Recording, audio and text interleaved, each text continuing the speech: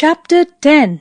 Contact with Distant Lands. After the fall of the Mauryan Empire, many small independent kingdoms emerged, both in North and South India. Many foreign rulers also came to India and established their own kingdoms. There had been political instability in India during 200 BC to AD 300, post-Mauryan dynasties, 200 BC to AD 300. The Sungas. In 185 BC, Pushyamitra Sunga founded the Sunga dynasty after defeating the last Mauryan ruler, Brihadratha. Pushyamitra fought the Bactrian invasions from the northwest and performed the Ashwamedh Yajna in celebration.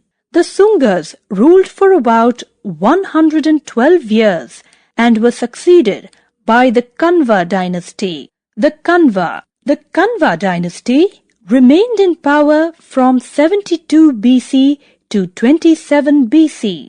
They ruled over only the region around Magdha. The Satavahanas.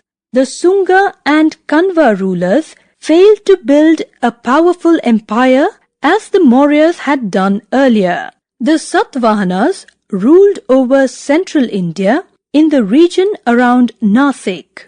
One of the greatest Satvahana rulers was Gautami Putra Satkarni, who ruled from AD 106 to AD 130. The Sangam Age. In South India, the Iron Age laid the foundation stone for a golden period which began in 300 BC and lasted till 300 AD. This period, popularly known as Sangam Age, is widely regarded as the golden age of the Tamils. The Sangam literature. In ancient times, it is said that 3 literary assemblies occurred, probably from 500 BC to 500 AD at Madurai. Many poets, bards, scholars, saints, and philosophers gathered together and held discussions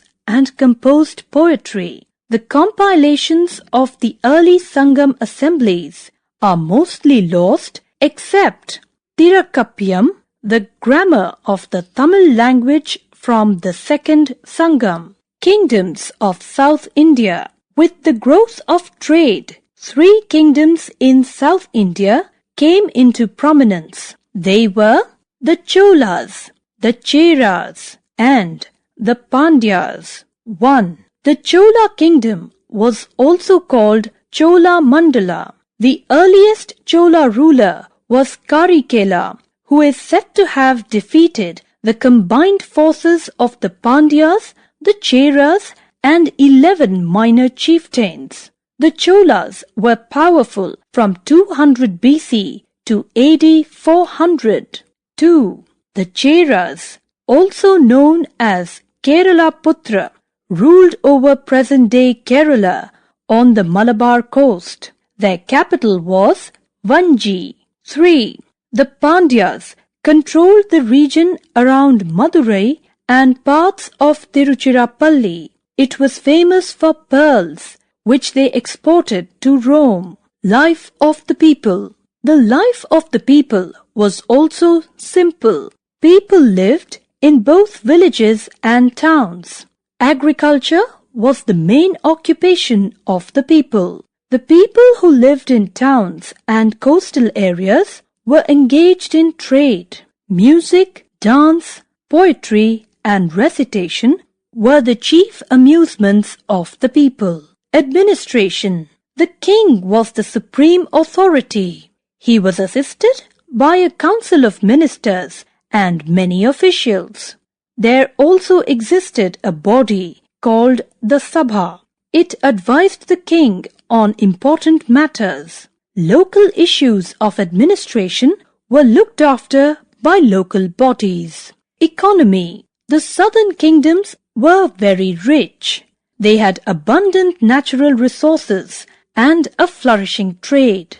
They grew spices, especially pepper, which was in great demand in Europe. In addition, they produced fine muslin and silk cloth. The sea yielded pearls. The Northwest India. The period 200 BC to 300 AD was generally described as the age of small kingdoms. Most of these states were small and ruled by weak rulers. In the meantime, there were a series of migrations across the northwestern borders. Many foreign tribes, especially from Central Asia, crossed the Hindu Kush and entered India.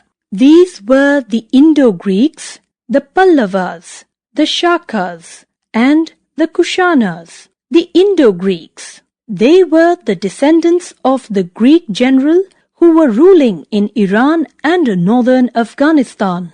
Menander was the most powerful Indo-Greek king. He brought a large area of the northwest under his control. His capital was Sakala, modern Sialkot. The Parthians. These Iranian tribes came from Central Asia and ruled northwest India. They made Gandhara their capital. The important king Gondophanes ruled up to South Afghanistan. The Shakas, Scythians. The Shakas were inhabitants of Central Asia. They followed the Greeks into India in the 1st century BC.